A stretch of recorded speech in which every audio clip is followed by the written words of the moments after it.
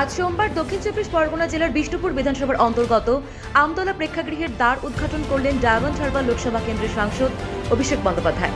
সঙ্গে ছিলেন বিধায়ক এবং উপস্থিত ছিলেন পঞ্চায়েত সদস্য এবং অন্যান্য ব্যক্তিত্ব।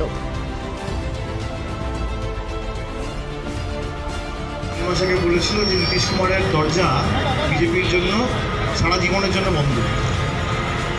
যার নেতার কথার কোনো ঠিক নেই, তার নিজের কথার কি ঠিক ঠিকানা। আর সিএ তো পাস হয়েছে আপনার প্রায় 4 বছর হয়ে গেছে, 4.5 বছর হয়ে গেছে। 2019 সালের ডিসেম্বর মাসে 5 বছর লাগে রুল ফ্রেম করতে। মানুষকে বোকা ভাবছে।